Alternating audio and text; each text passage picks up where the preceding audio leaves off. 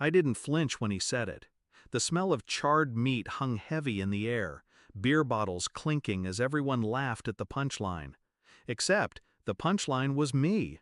Old enough to pay rent or get out, Dad said loud enough for the neighbors to hear. Everyone laughed. My uncles, my cousins, even my sister. Mom smiled that cruel little smile that never reached her eyes. I forced a smile too, because what no one realized was I had already signed the closing documents the day before. Growing up, I was the one who kept the house running. My paycheck went to bills. Electricity, water, Wi-Fi, all in my name. They didn't care where the money came from, as long as the lights stayed on and the TV worked. When the fridge was full, they joked I was finally useful. When it was empty, I was blamed. I told myself it was temporary. That family was supposed to be give and take, that someday they would see me as more than their safety net.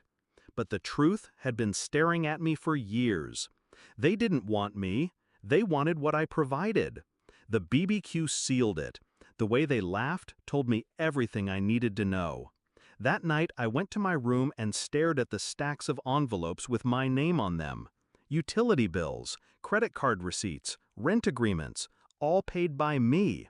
All proof of who was really keeping this family afloat. My hand didn't shake when I made the decision. I wasn't leaving in shame. I was leaving in silence, with precision. The next morning, I packed my things, just 2 bags. Everything else, the couch, the TV, the furniture I had bought, stayed behind. Let them enjoy it. For a week, because at noon, I stood in front of my new house. My house. Keys still cold in my hand, contract stamped, mortgage under my name only. No one knew. I felt the first taste of freedom then. It was quiet, clean, mine. But freedom wasn't enough.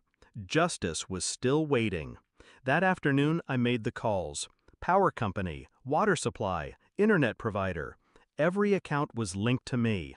Every bill auto-paid from my bank. I ended it all in 15 minutes. Please confirm cancellation, the customer service rep asked. Cancel everything, I said. And just like that, the house I grew up in began its countdown. By evening, my phone buzzed. First from Mom, Wi-Fi down, fix it. Then from Dad, power cut, pay the bill now. I didn't answer. I poured myself a drink, sat on the floor of my new living room, and listened to the silence. By nightfall, the calls turned to threats. Do you think you're funny? Turn it back on or don't bother coming home. That was the first time they realized I wasn't coming home. 2 days later, I returned, not to stay, to deliver the final blow. They were sitting in the dark when I walked in.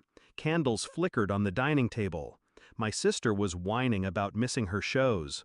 My parents looked older, tired, irritated, helpless. Dad's voice cracked when he saw me.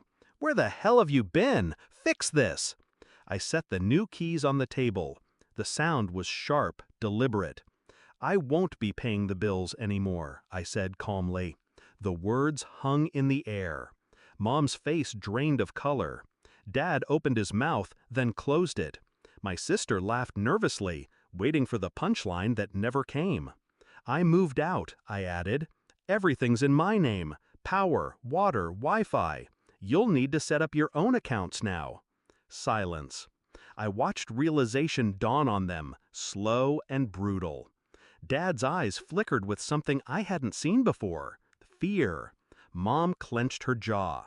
My sister whispered, "Wait, you can't just leave us like this." But I already had. You wanted me to be grown enough to pay rent or get out, I reminded them, so I got out. And now you'll see what this house costs without me. No yelling, no revenge speech, just truth. The next day, I received a message from the landlord. Rent hadn't been paid. My parents had never transferred a dime. It had always been me. Without me, eviction was inevitable. I didn't reply. Instead, I unpacked in my new house. I filled my fridge with food no one else would touch.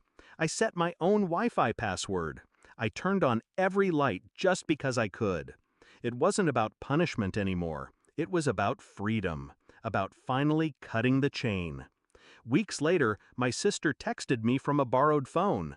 "We're staying with Aunt Lisa until Dad figures things out. Hope you're happy." I was, because for once, my paycheck went to me, my life, my future. They thought they could laugh at me, belittle me, drain me. But I had the last word. Quiet, sharp, permanent. Now, every time I drive past that old house, dark and empty, I don't feel bitterness. I feel clarity. They thought I was just a wallet, a tool, a joke. But I was the foundation. And when I pulled myself out, the whole house crumbled.